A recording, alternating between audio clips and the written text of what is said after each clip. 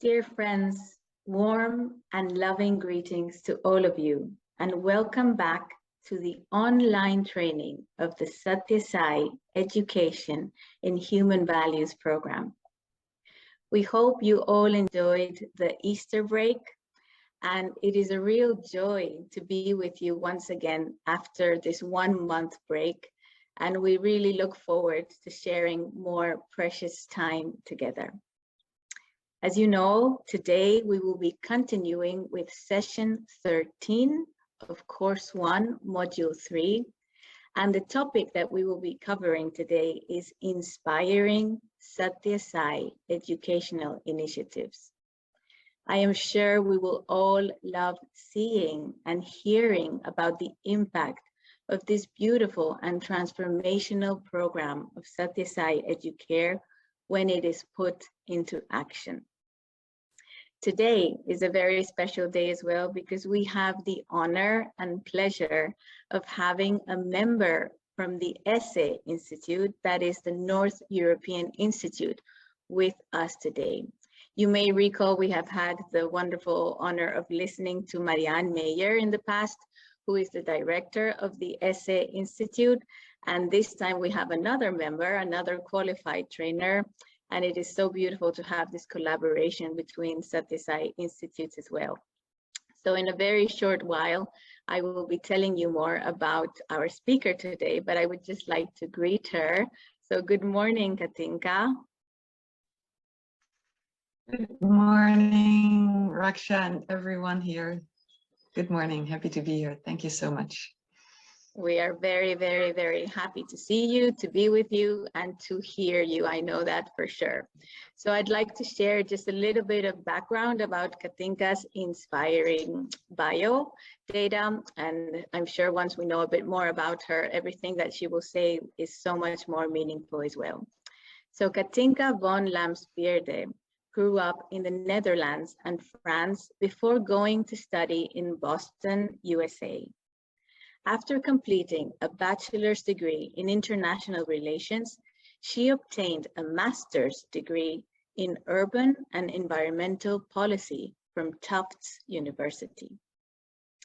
Since starting Sathya Sai Education in Human Values trainings in 1996, she has been a volunteer, teaching and giving trainings to help integrate human values education in a variety of cultures and contexts, including Laos, Thailand, the USA, Haiti, and Europe, working with children, with youth, and with adults. Having completed the residential course at the Institute of Sathya Sai Education of Thailand, Katinka then taught English and French at the Sathya Sai School for a whole year there in the year 2008 to 2009. This transformative experience became the basis for her further educational activities. She later completed her training at the European ISSE Institute. Katinka is also the co-founder of 2 educational and humanitarian non-profit organizations. The first project, Lao Sai, ran from 2001 till 2010 to spread human values and to help local communities build schools in the countryside in Laos, Southeast Asia. Katinka lived in Laos for 5 whole years. In 2010, she went to Haiti as a volunteer of the Sathya Sai International Organization after the devastating earthquake. This then paved the way for her to give continuous trainings and work with 3 schools in Haiti under the auspices of the ISSE Institute. In 2018, a small foundation named Bon Timou, Good Child in Creole, was founded in order to continue to support the 600 destitute children receiving academic and values education till today. Katinka has been a qualified trainer at the ISSE Institute since 2021. Currently, she lives in France. And today, our dear Katinka will be focusing on her uplifting experiences in Haiti and the inspiring work that she carried out when she was there and that still is ongoing. I know that everyone's heart will be touched, Katinka, after listening to you. So we just cannot wait. Please go ahead. Thank you. Thank you so much, Raksha, for your lovely introduction, and thank you all. Of course, one never does a project by themselves, and it's beautiful to be able to share with you some of the insights gained from working with the wonderful people of Haiti and the support of different institutions to do so. Raksha will start sharing the slides, and I hope you will have some questions for me at the end and recognize some of the things that I'm talking about, maybe from your own experiences using education and human values in different settings. So, as we all know, Sathya Sai education and human values is integral education, and its innovative techniques for the teachers of Haiti, many of whom have no formal teacher training, are simply high school graduates, has been really a whole new experience for them, a whole new dimension, and has really changed the school environment and the methods. So we'll be telling more about that and how the program started really since 2010. Let's discover this with many of the photos that I took there. But first, what is Sathya Sai education in Haiti? Let's see the next slide.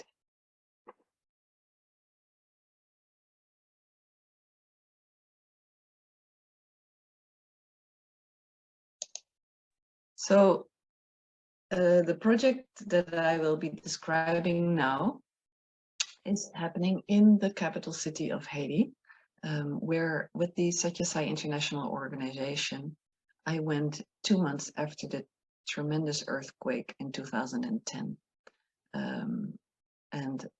We've kept in touch with the students there and with the teachers there ever since. I've been therefore involved for 12 years, sometimes daily, sometimes weekly contact with the directors of 3 schools.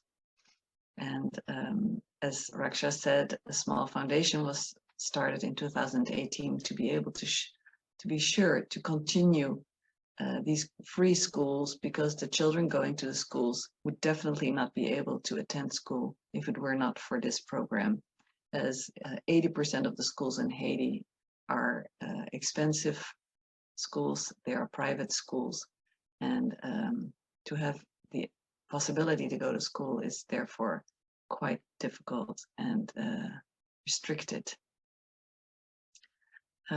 What makes these schools so incredibly special is the commitment of the teachers and the fact that we are able to give a daily meal to the students, which literally is a question of survival for them. And we will be talking a bit more about that later. And thanks to the Education in Human Values program, the schools have become an environment of love, of respect, and a chance to learn, which is quite a new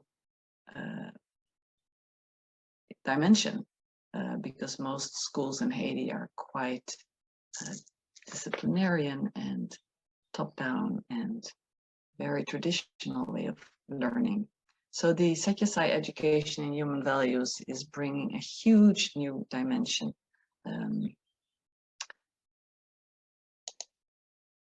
What I would like to focus on in this presentation is the context, the audience, the goals, the means, and the results, so that you yourself can hopefully translate this in your own community in a way that you can simply adapt, even though the situation in Haiti is a very particular one and a very difficult one.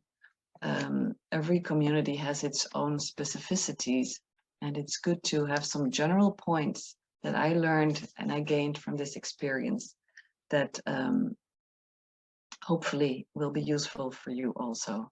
So when we're talking about the context, I just need to make sure everyone can understand me. Yeah.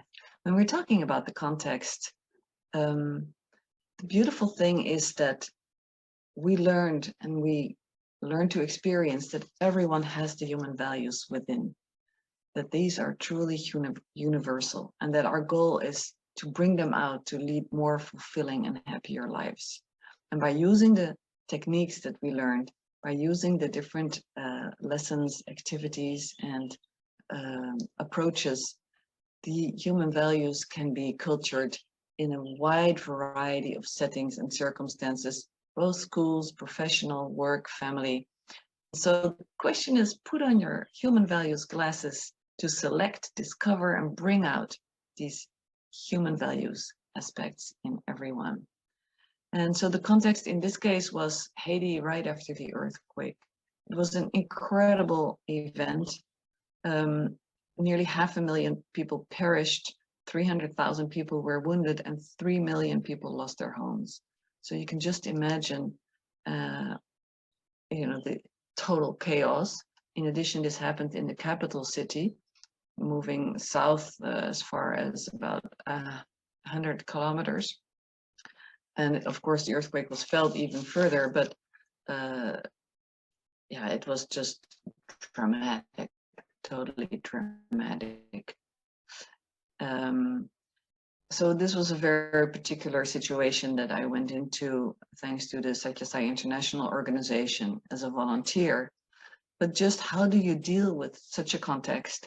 But it could also be a context in a very poor neighborhood, or it could be in context where there is domestic violence or where there's drugs. So how do you deal with this type of difficulties, really? And what I found is simplicity is the magic word.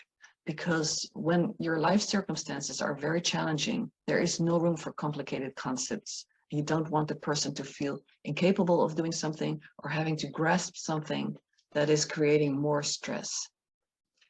Of course, it's really important to know your audience. And in my case, going to Haiti, of course, I didn't know anything really about the country or the people there. But happily, I will explain to you, I got in close contact with young people from Haiti who were very interested in learning more and working together. So to work closely with someone from the target group is most essential if you go into a neighborhood that is not your own. And it's very important to be able to adjust to the level of the children or the youth or the adults that you are in contact with.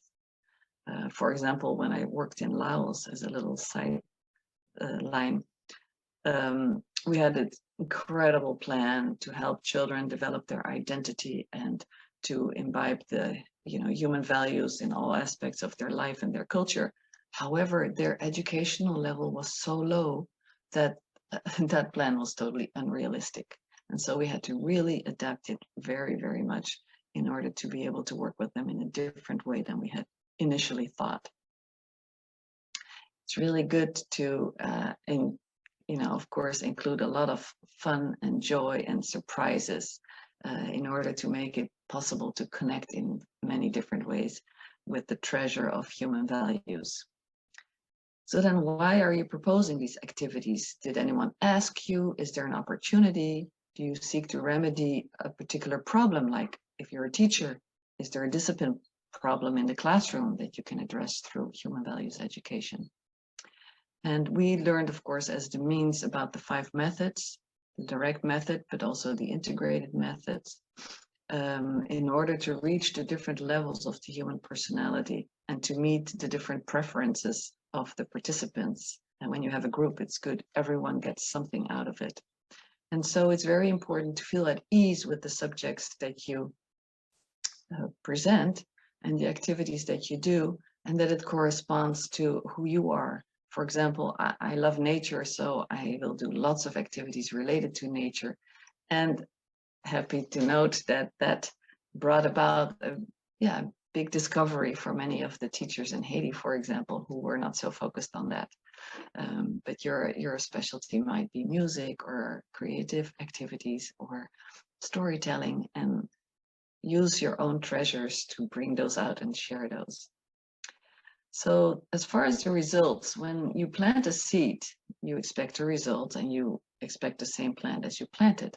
However, with the human values, those seeds are already inside of everyone, and their entire personality will create the beautiful tree or plant with flowers or just leaves or fruits, depending on the environment and how we tend it and the character of the person. So as a teacher of Sathya Sai education, you are like a gardener, watering those seeds, helping the participants to tend the plot of their heart and to remove the weeds, of course, to open to the light and to water with love. So let's look at Haiti, because there it was a special circumstance. Next slide, please. So Haiti, many people don't even know where it is really. It's in the Caribbean, very close to Cuba. It shares an island with the Dominican Republic. It's also close to the United States. And it's a population of about 12 million people, sorry. And due to the social, economic, and political situation and the climate being subject to major tornadoes and earthquakes, 70% of the people today live under the level of poverty, which was much less even 10 years ago. But the situation has sadly been degrading instead of improving. And far from all children are able to go to school. About only 50% of the children go to kindergarten, and about 85 go to primary school, but with many interruptions, and many children never go beyond 6th grade, and sometimes they're 20 years old by the time they finish 6th grade. And this is because, as I said, most schools you have to pay for. Level of education is not so high, as most teachers are not trained, or many teachers are not trained. So let's see what we are able to do in such a situation. One last point is that sadly, since 2 years, there have been terrible gang wars going on in Haiti, which is making life extremely difficult. And our schools are in zones that are called red zones, which means that no one can really get in or out of the neighborhood. The children can get in and out of the neighborhood, but even the parents of the children don't dare come to the schools at this moment. And it's extremely stressful. So the fact that we can continue to work with the schools and keep them open as much as possible is really a miracle. So in 2010, I was part of the volunteers going to Haiti right after the earthquake. There were medical camps every week, starting literally days after the earthquake, through the Sathya Sai International Organization to about August. And after that, during that time, there was also a food program which went on for 5 long years. I ended up spending 9 months there in total, and was there to help start one of the schools. Next slide. This is the situation that I saw when I first arrived in Haiti. Even on this rubble, people are living in a small little, next slide please, in a small little tent, and people have been living in tents for many, many years. Continue to live in a homemade, barracks basically. And so when you're in such an extreme situation, of course, the first thing is to attend to the needs of the people themselves.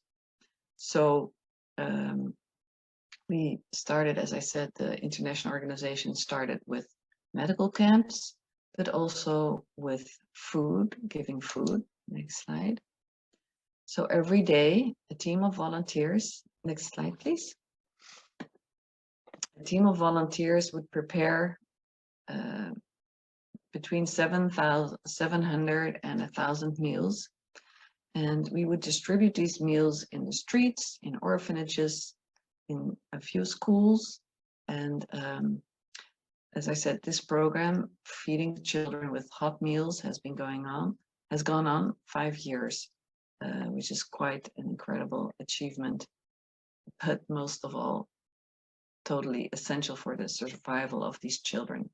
So we're extremely happy that the 600 students at the 3 schools that we support and accompany in the capital of Haiti today still receive a daily warm meal, because it's often the only meal they can count on.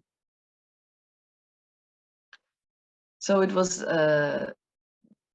yeah, one of the things is the meals, one of the things is the medical attention, but also, next slide, going just to have fun activities with the children. So here we are at an orphanage. The next slide. Where we would do very, very simple games with the children, little songs, because of course we didn't speak Creole and don't speak Creole, and you need to connect on a heart level. And the beautiful thing is also to let the children shine. There were a few children who could play an instrument and others who knew how to sing, and so to have them perform, have them share what they know how to do, and others would simply make a beautiful coloring of those very simple activities that we did to bring a little light, a little love, a little joy. Next slide. And during the medical camps, the children would come and have to wait for many, many hours in line before they would be seen by the doctors. So we brought a few little materials. Here I tried to make colored flowers of colored paper with them, which was quite a challenge for them. As I said, many of them have not been gone to kindergarten, and I noticed the incredible difference that makes in knowing how to handle scissors and their dexterity. And yeah, it really appeared to me how much you learn in kindergarten and how important that is. It would also give preventative education for the health.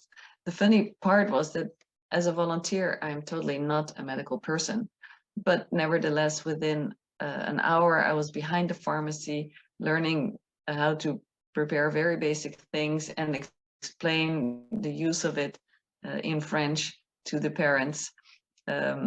So we would all have different activities during the camps, but mostly being with the children, giving them vitamin G, vitamin God. The thing that they needed most is to be, yeah, having a nice time just for a moment. And of course, human values can be introduced in every situation, first by living them, by being an example, by the activity you choose, by the teaching materials you choose, by the language you use, by the attention and care that you give, and by the social interactions. And that is something that is contagious in a very positive way. We were so lucky. On the next slide, you see a group of youngsters who really wanted to do something for the children in their neighborhood. We were so incredibly lucky that they would come every day to the house where the volunteers were housed in the capital in Haiti. And the volunteers from the Sathya Sai International Organization were just amazing. Doctors would take off a week of their precious time, and non-medical volunteers like myself and young adults would join them to do the medical camps and distribute the food and have the activities with the children. But we were also received so wonderfully by people in Haiti who cooked for us, who would drive us a long way to the churches where we had the medical camps. And these youngsters from the neighborhood also really wanted to do something for the children. They had started just before the earthquake by organizing an open air cinema, for example. And they would come every day to the house every evening after we got back. We would sing together, and then they would just speak with the other volunteers, our volunteers, to find out what they could do for their neighborhood, how we could help them develop their activities, what they could learn from us. And in addition, a number of them came to the medical camps with us as translators. So we developed a very close contact, and they helped select 27 children who received a scholarship to go to school the first year. And then, unbelievable but true, we were able to open a school together, which they called ABC for Life. They found that title, which I think is so beautiful, because already they had integrated something about the human values by that time. This was in February 2011. ABC for Life, which we were able to open in one day. Well, we had, you know, a lot of talk about it, but on one day with 108 children. And this was beautiful because they were able to use a school building that was not destroyed in the afternoons after the regular school program finished. And so a few of the teachers from that school agreed to teach in the afternoon. A few of the youngsters taught themselves. And we conducted, of course, human values classes for the children in addition to that. And it was an incredible experience that continues till today, now with 132 students. But let's get back a bit to the beginnings, where we started having activities with both these youngsters, the people who were cooking the food for the children, the Haitian teams, and other interested young adults and teachers. So we did many different types of activities, which we can see on the next slide. Because since my training in human values education, I became so enthusiastic about activities, thinking up activities to help to discover and illustrate the human values aspects. And we started with a weekend that I had proposed to get together and do some activities. And 30 people participated. It was really wonderful. And here's one activity that I like to do during the trainings, where a brush is put through a little piece of cardboard on which 6 strings are attached.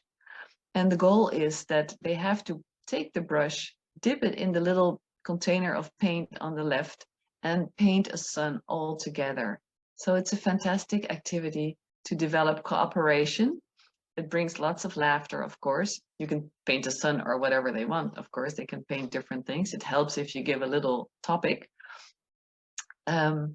This is also something that the teachers then can immediately apply in their own activities, because it's so simple to do. And having experienced it, they know better what to look for. So when there are no materials, there's no electricity or any other support to hold a regular training, you have to be very creative, and that's something I like very much. So for example, a few people had donated some children's games which had not been distributed yet. We had some small wooden blocks, a set of Meccano, which are small metal strips that you have to connect with nuts and bolts. And to create a third group, I just gave some cardboard and glue. And then I asked each group to build the highest tower they could with that material. And first they could do so and, you know, talk about it and discuss, but that proved to be a big challenge. To people with the blocks, they just each made their own little village and didn't even think about the tower. The people with the Meccano were there trying to figure out, reading the box, how to use the Meccano, which they had never seen before. And, you know, one person would take the lead and then someone wouldn't agree. And then it was very complicated for them. And the people with the paper made something, you know, it wasn't very high, but okay, they tried. Then I asked them to do the same exercise, switching the materials, but in silence. And that went so much better. Now they understood better the assignment, but also they had to find ways to really build the highest tower they could with those materials by finding more of a harmony and complementing each other instead of trying to take the lead or arguing about all the different possibilities. So that was really beautiful. Next slide, please.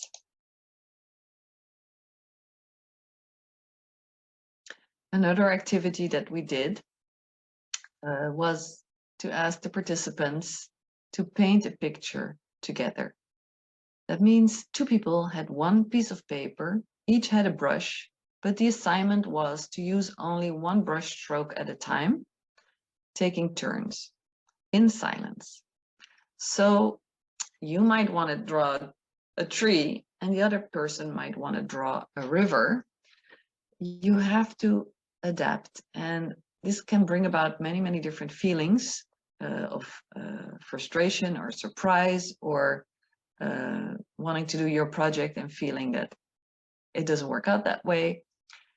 So that's a very, very interesting activity also to do, because people learn tolerance, learn acceptance, see their frustration, see what you can make together, which is a total surprise because you didn't plan it that way. And the nice part about all of these little activities that we did is that it generated so much interest. We had 3 meetings a week.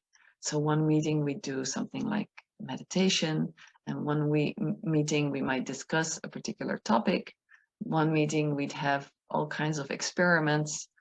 This lasted for many, many weeks, and even youngsters from a high school asked me to please come and give a class every week during a free hour they had, because they wanted to learn more about the human values. So with them, of course, different themes, different discussions.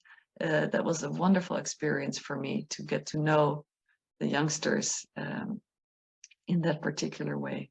So these participants were really enthusiastic and motivated. And the beautiful part is that then, of course, the first time I only stayed for a week. Then we came back with a lady from New York to give a human values and leadership training for the young adults that wanted to do something for their communities, and other teachers and youngsters who had become interested in education and human values through the informal activities that we had been doing. So in June of 2010, I came back for 2 weeks to Haiti, and we did this leadership training. That was a great success. It was wonderful, and that is where I got to know Mr. Joseph, who had just started a school on a little plot of land in a tent. And again, I will tell more about him later, but that's also a relationship that has continued to today. And now his little school in tents has grown out to 2 locations with a total of 500 students, or 480 students. Yeah. After the 2 weeks training, I came back again and stayed for 7 weeks and started to give trainings in different parts of the area, and also conducting the food service. And ultimately, I stayed 9 months altogether in Haiti, developing both the educational part and the food part. So on the next slide, you see me giving a training.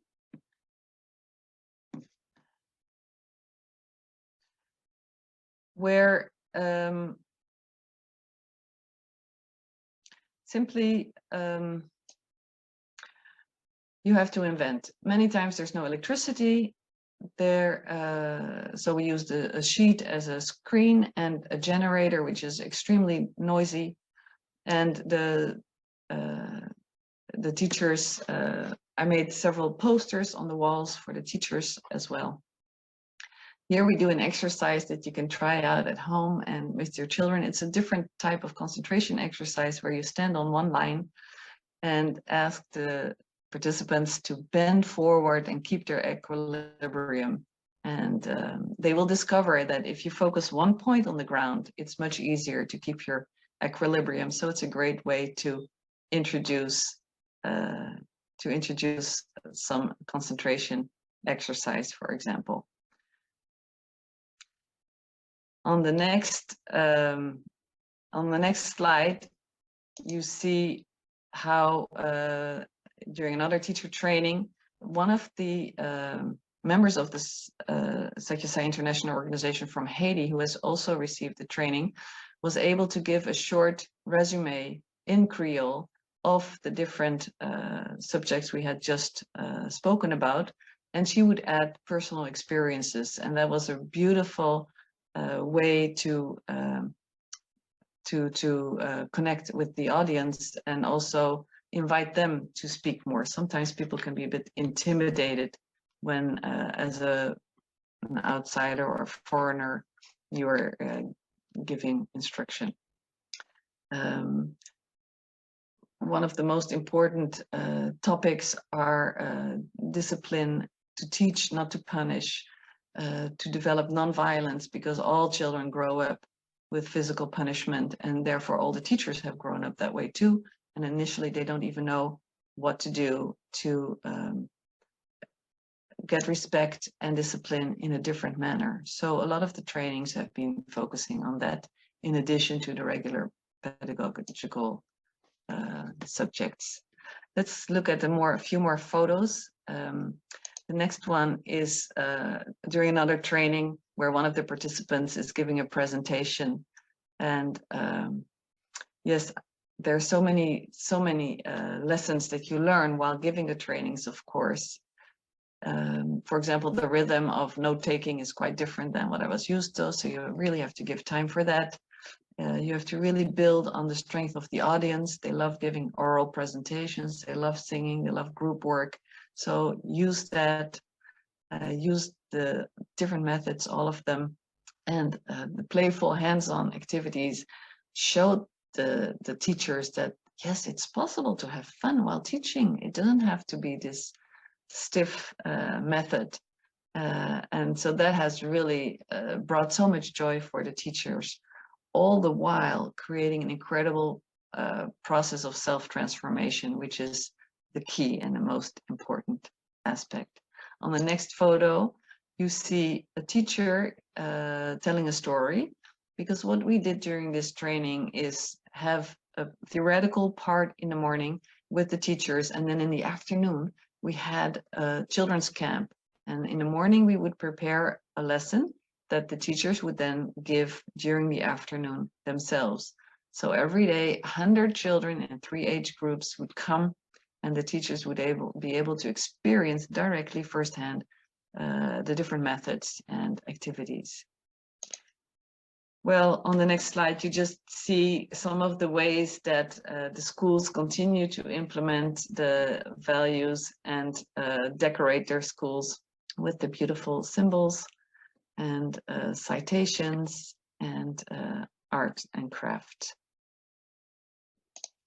In addition to introducing the methods in the schools, so what happened is that the first school, ABC for Life, continued, and the school for Mr. Joseph that started in a tent grew out to 2 beautiful schools. I'll show you a few photographs of that in a minute. And then in addition, they started Saturday clubs, human values clubs, for both children from the community and students. And so that has been wonderful, because it allows, of course, to introduce the human values to so many more children, and also helps to spread into the community and also knit the community together more. So it's been a very, very important part of the program in Haiti. So of course we work with the teachers on, you know, keeping it simple, on the storytelling, on the questions, all these things that you already learned about. And the Christian basis in Haiti allows the teachers and the children to really connect strongly to the moral values, to the yeah, to the human values, but from a very different perspective, which really reinforces it and brings it to a very deep level. One of the ways that you can see on the next slide is to introduce the human values. I often use the flower of the heart.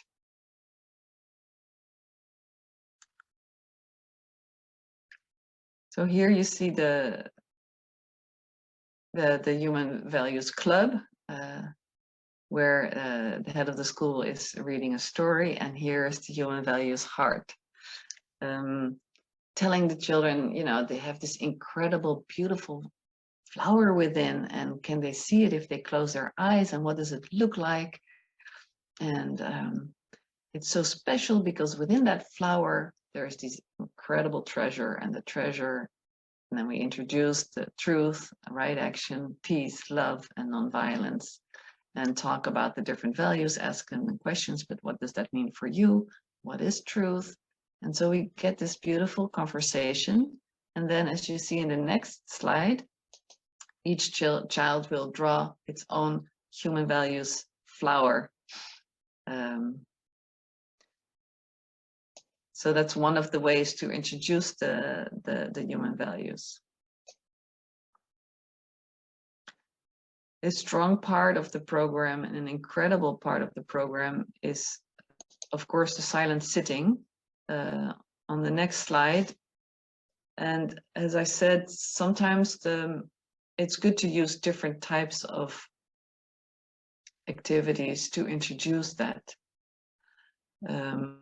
Not all children feel comfortable closing their eyes, especially at the moment with the stress level that they have. So we do different activities, such as the telephone game to listen to each other carefully, or the balancing exercise, or different types of balancing exercises, just to introduce something about concentration first, and then play the game who can be silent for the longest time, or who can keep their eyes closed, and try that 2-3 times, not too many in a row, and extend it a little bit each time. But really encouraging the teachers to use this every day at the school, so that it becomes a regular habit and the occasion to find that peace within. After each story, as you can see on the next slide, we asked the children to make something that is in relation with the story. So here we told the story of a beautiful bird that, when there is a forest fire, can't bear to see its friends suffer and run in all directions, and so it really wants to put out this fire. It dips in a river, flies over the fire, shakes its little feathers to drop the drops, and repeats this over and over and over again. And even its wings are starting to get a bit scorched, and it just won't give up. It won't give up. And the gods are so touched by the actions and the compassion and the dedication of this small bird that they weep big godly tears, and all that rain puts out the fire. And to bring something back home and to have it with them, these birds, the little bird is drawn and colored by the children, so they have a memento that will remind them of the lesson. In the next picture, again, a story which the children then acted out. A very nice story called Swimmy by Leo Leoni,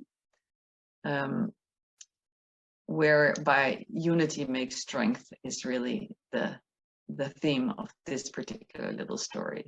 On the next slide, you see children acting out an activity where we had a story about an elephant that didn't like its trunk because it was too big and it kept stepping on it. So it wanted to trade noses. In order to, of course, that didn't work, because then it couldn't eat, it couldn't drink, and everyone made fun of it. So when it was able to trade its nose back, it was very happy. And so these children are using a straw, drinking a little of us, sucking up a little water from the cup, have to run to the other side of the courtyard, drop the water in another cup, and it's a relay race. So it's a really fun activity. And of course, the team with the most water in the other cup wins, so to speak, where you just use the little straw as a symbol for the trunk and yeah, make it more active. The next slide shows the children at the Saturday Values Club, where they make many different activities, different flowers, which we then would glue on one big poster to show that every flower is needed, every difference is needed to make a beautiful entity, to create unity, and to see how without that one flower, something would really be missing. So be yourself, be who you are, love yourself. Friendship bracelets are, of course, something that they do quite a bit in Haiti, is macrame. But it also illustrated a story that I told about this little girl who used to always lie. And her parents were at wit's end. They did not know what to do anymore. So they took her to this very wise woman. And she said, and she gave the girl a necklace. The girl was very surprised. A necklace, why? And when she came back to school, she had missed a few days. The children at school asked her, oh, what a nice necklace. Where did you get it? She said, oh, my mom gave it to me. And immediately the necklace completely changed colors. Ooh, no, this wise woman gave it to me. And then the children at school asked, oh, well, why did she give it to you? And the girl said, oh, she just liked me very much. And the necklace became very tight around her neck. And she immediately remembered, ooh, I have to speak the truth. She actually gave it to me to teach me. And the necklace became normal again. And a year later, the child went back to the wise woman, as the wise woman had asked her to do. And she would never lie again. So this, we wanted to have the children make a little bracelet, but there was no material whatsoever for that. So we had to find beads that, no beads. Then I thought, well, maybe colored straws, that would be really nice. Couldn't find any colored straws. Finally, after many shops, I found some transparent straws and some very plain string, nothing else. And so we cut the straws in little pieces and used the string, and the children made their little bracelets. And they looked not particularly nice, but still they were happy because they had that little memento, they did the activity, and we just had to be humble about the means, even though in Holland we would have loved to use beautiful, colorful beads. Simply, they weren't there, so adapt to the situation. We have a few more slides. I'm running a little bit late. Let's go to the next one. This was in a whole different area from the capital, where the new Sathya Sai Education Human Values coordinator of Haiti started a club, a values club, and 50 children arrived immediately, 2 per chair, to do different activities. And here we are singing a song. I would like to show a few slides of the schools, so you have some idea of the situation that we're dealing with. On the next slide, you see the land, and in that big orange line, the first school that was built in this totally desolate area on the outskirts of the capital city. This is an old river bed. There's no water, no electricity. People live in tents and homemade buildings. This was the situation in 2018. And the residents of this area had asked the head of the other school, Mr. Joseph, to please come and create a school for their children. And so he was able to get the materials donated from someone he knew, and the owners of the land donated the land for the school. So that's something quite amazing. But look at the next slide, how it looks in 2023. We were able, thanks to a small foundation that we started in 2018, to keep these schools open and to build the schools that you see here out of very, very simple corrugated metal sheeting, but much better than nothing. And now 185 children are going to this school. And in the meantime, a well was dug, people get water and drinking water, and permanent houses have started to come up in the background of the school. So it's become an incredible center for the entire community. On the next slide, you see how the children are also working for the environment, learning about agriculture, learning about plants, learning about keeping your environment clean, hygiene. All of these very practical aspects are so important and easy to use as part of a human values curriculum and activities. And initially, children weren't so ready to clean because parents felt that that was not their place. But once they understand the importance of working together and keeping your environment clean and working for the environment, they really appreciate doing it, and they're very happy to participate. So it's a question of perspective that can be developed by giving the context and realizing that you can be an example. Of course, we also have to stimulate the next slide, the pride in the country, even though it's a very, very difficult situation. It's their country, and in 2 days it will be the 1st of May, and the children have very special activities then. They will eat their local fruit and their local rice, which is exceptional. If we can see the next slide,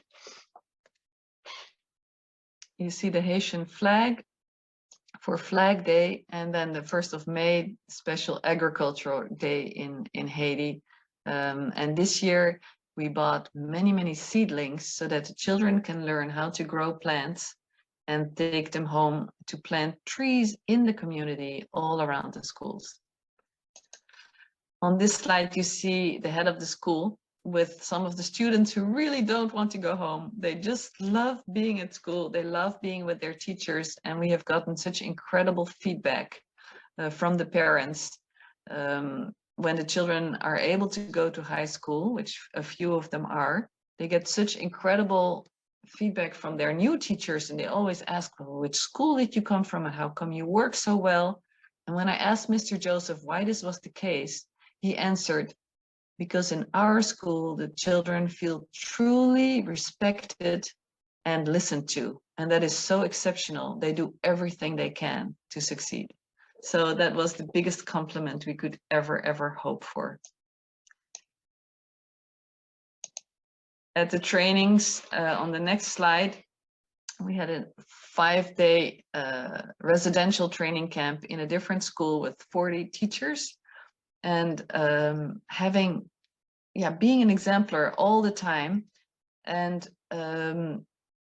doing so many different activities then gives the teachers the direct tools to be able to use those in their own schools and classrooms. And the 5-day training was about creating an environment of love in the school through human values, education, and safety. So that was really fantastic. I would like to share on the next slide the fact that also human values committees were formed. And here you see on the right, Mr. Aurelio Hernandez, who is the director of the ISSE Institute in Puerto Rico. And he came to Haiti, and several of the teachers and head of schools were, are part of this team, so that we can develop the human values activities further. This has been now limited due to the security situation, but nevertheless, we have online mentoring every week to prepare the lessons with one of the schools. The other school implements it on their own. And then we have feedback sessions. We continue to have online trainings regularly, because since 2019, due to the security situation, I was not able to go back there physically myself. We have nearly, as I said, daily or weekly conversations with the head of school and also with a number of the teachers. So in all, in these years, 180 young adults and teachers have received at least one weekend of training, but several of them have followed all of the trainings since 2010, and about 50 of them have attended more than one session. We give them a certificate of participation, yes, all I can say, it's a very joyous process. Please read for yourself these few feedback points from the teachers that follow the training, because I was really, really impressed that after one weekend, they were so inspired to be able to write this in their evaluation sheets. I was really very, very touched. Dear Katinka, do not worry about time. I think this is so precious. So if it's okay with you, I can maybe help read through these wonderful insights from the teachers. Okay, so, I can read it if you want. Sure, go ahead. But you can read it, please. Yeah, go ahead. Okay, thank you. So Christiane, I loved this training because it changed my way of thinking a lot and taught me how to see other people. I must show compassion, wisdom, love, etc. towards them. I have been truly inspired because I learned that I am the light to light others. I must love without conditions. In other words, unconditional love. Emmanuel shares, I understood that one can change his environment through right action and bring spiritual light. The desire to do good grew in me, and not to criticize others, but to try to understand them and to share my love with them. Smith shares, as a teacher, one has to practice these values called human. In order to be a model for our students, we must cultivate love in thought to get to truth. And Robinson, unity in thought, word, and deed. This point allows us to respect our words and to reflect carefully before we are going to do something. Unconditional and relative love. This point shows how unconditional love comes from God without conditions, and how love for others is relative. Thank you, Raksha. Yes, I'm really touched by this because, you know, the circumstances, here we are in this extremely hot room for 2 days. These teachers are taking the whole weekend to be there. We have this noisy generator. You know, you try to do what you can, you hope something transpires, and then you get this feedback. I was really, really blown away. It was amazing. And of course, I only chose 4 out of the many I have. But it's beautiful that their hearts are so open to recognize right away the depth of the program and the love and the light, and also to, you know, to stress the fact that everyone has that light within, whether we can see it or not, whether there are thousands of clouds around that sun or not. Just trust the fact that it is there, it cannot be otherwise, and help to bring it out. And so that is really one of the main points, and to feel this incredible receptivity, it's just very inspiring for me. So what are some of the lessons that I learned from all of this? Make yourself fully available. Of course, you prepare the best you can, and then you have to go with the flow. You have to adapt, be flexible. You have prepared something today, but another question comes up, then maybe you need to address that question first and get back to the other thing tomorrow. And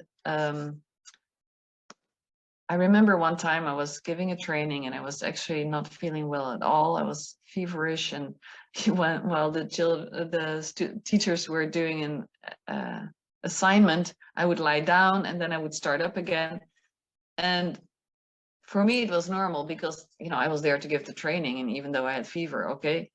But to them, it was quite something that I braved that situation and I continued giving the training. And so without thinking about it, I became an example of, you know, in that particular situation. But I was fully available because actually you get carried by the work you're doing, by the love and by the desire to share, really, I guess. And so, yeah, if you are, as an example, open and honest and respect others, then it's, of course, also what you get back. And so, yeah, that is really wonderful. We have to adapt to the local situation. Well, I already talked a little bit about that, making posters instead of having PowerPoints, or finding adaptations to different activities that you might be creating. Be really innovative, translate what you have learned to a situation at hand. So always the example of having the same water in different colored glasses.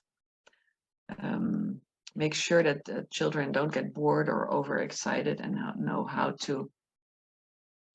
to bring back the energy by using different techniques and activities. Keep it simple, keep it simple, keep it simple, and let everyone shine. Give everyone the opportunity to shine in one way or another. And that can be, you know, I had 2 boys who were fighting, and instead of punishing them, that as would normally happen, I asked them to distribute water to all of the children during mealtime, and went back to them after 15 minutes and said, well, what do you prefer? Do you prefer to fight or to do what you're doing now? No, they definitely prefer to distribute the water to everyone and to work together. And it allowed them to show their good side, even though before they were in a conflict. So that is what I wanted to share with you during this presentation. And I can never express how much the faith and the dedication of the teachers in Haiti is touching me every day still. Their resilience and their desire to make the most out of life in a positive, constructive way in these extremely difficult circumstances. So I'm forever grateful for that. Thank you.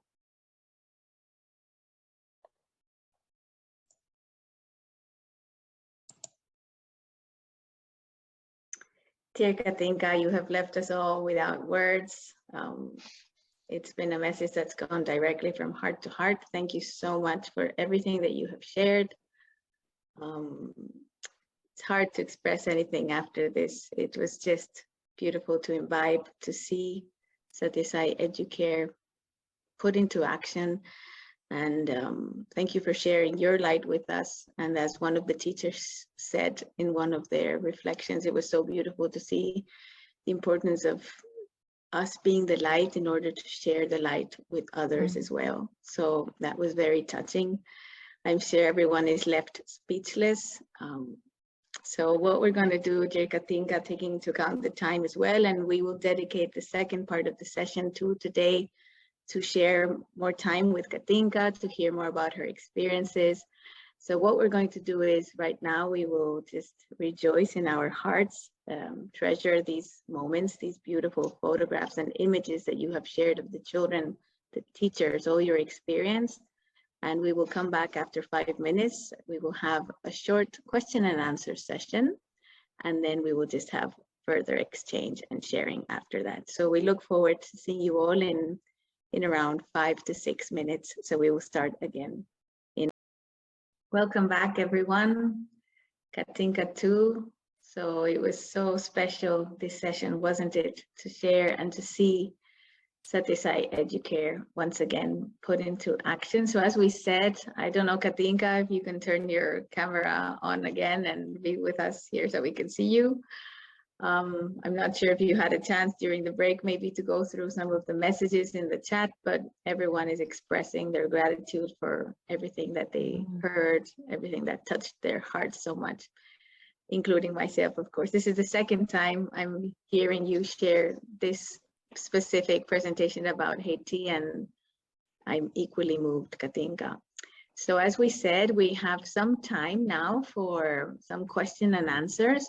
So if anyone would like to, apart from expressing their gratitude, of course, if someone would like to maybe write a question in the chat box that we can share with our dear Katinka, and that, you know, somehow can help us expand more on everything that she has shared, please feel free to do so. But while we get questions in, Katinka, I just wanted to actually just mention that when you said the fact that when you went to Haiti, it was mainly because you went as a volunteer. So you didn't have in mind any thought of like putting into practice any kind of human values initiative. Is that right?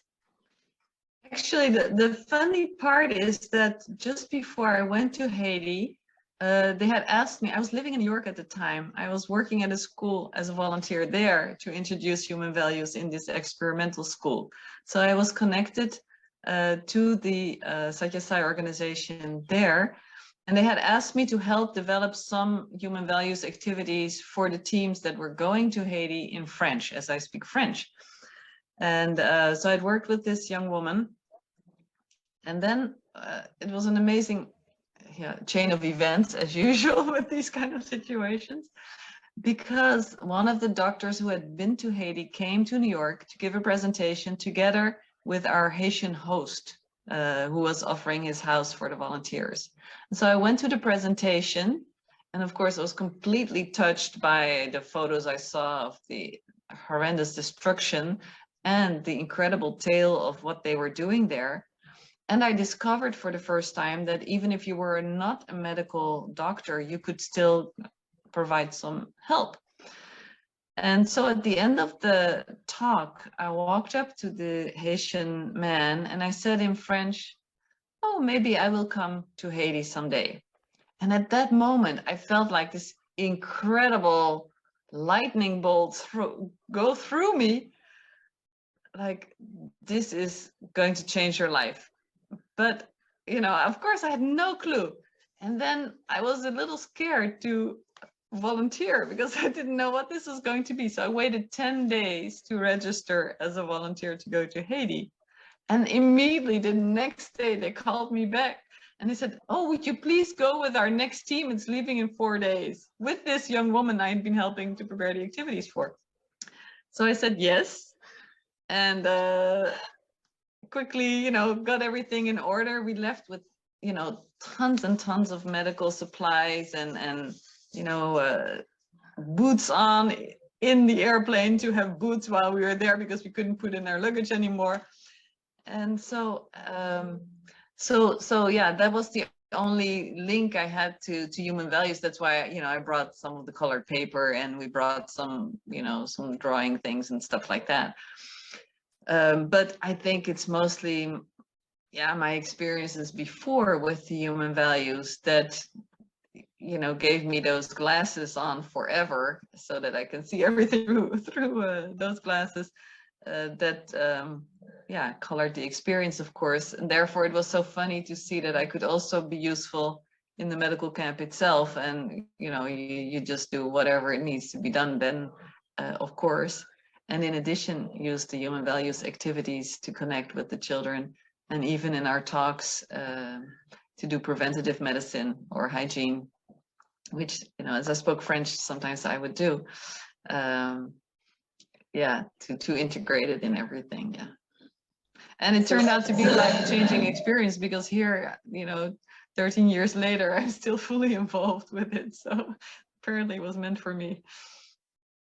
It's really very inspiring to hear, Katinka. And I mean, like you said, sometimes it's just that deep yearning that can lead to, you know, we trust life, we trust that everything is there for us to be able to serve, to love all, to serve all. And that deep yearning that you had within this opportunity of selfless service transformed into the creation of this ABC School for Life, as you said. And you also mentioned 2 other schools that Yes. have adopted the program, right? Well, so those schools are the École Mixte de la Nouvelle Jérusalem, and Mr. Joseph is the head of the school, who had just started in 2009, you know, schooling in little tents on some empty plot, because he himself was motivated to help the poorest children in that particular area that he went to. He was so poor himself, he couldn't even pay for the bus to get there. And he and the teachers worked without any pay for 7 long years. All we were able to do is rent a little space for him so he could hold the school there. So the dedication of this team of teachers, and some of the teachers are still with him today, is just incredible. So, you know, how not to help someone like that. So, you know, with friends and family and some interested people, we were able to just get a little bit of money together for the rent of his school and for small salaries of the ABC for Life school. And then happily later on, we were able to pay salaries. So now there are 30 teachers and staff at the 2 schools, plus the fact that the children get a meal is so crucial, because I have a testimony from one of the parents who wrote that she has 4 children, 3 of whom go to the school, but the 4th can't go because of economic reasons. And I said to the head of the school, well, what does that mean, economic reasons? Because the school is free, you know, we provide books and anything that they need, really. And he said it's because he doesn't have school shoes and clothes to come to school. And we don't even require a uniform. We had t-shirts for Mr. Joseph's school, but they were not being able to pick them up because of the violence. You can't get to certain parts of town. So this year they don't even have the t-shirts anymore. And so I said, of course, you know, I have to do something to get this kid to school. But the biggest problem was not that he was missing school, but that he was missing the daily meal. And the mother said, if it were not for the meals, the other children would starve to death. And this 4th child doesn't get a meal. And the situation is really that dramatic, and yeah, I'll spare you some of the details, but so whenever there's too much violence for the kids to come to school, it also means that they don't eat that day. Yeah. That shows how important. So anything you can do.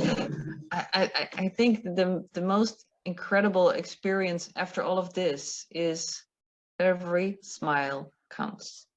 Many times you cannot respond to a situation. When I was there directing the food program, people would come to our door and ask for food, but we would only give the cooked meals for the children. So I couldn't just give a kilo of rice and a kilo of beans to a father, even though the need was great, obviously. And so I had to very lovingly explain that I couldn't give that to him. And nevertheless, you know, to be in contact, to not reject, to listen, to be there, even if you cannot respond to the need, is something I learned is really important. And, you know, similarly, when you're walking in any city and there is a beggar and you don't want to give any money, but you acknowledge the person for being a person and sitting there and having a need, is already something we can bring and do.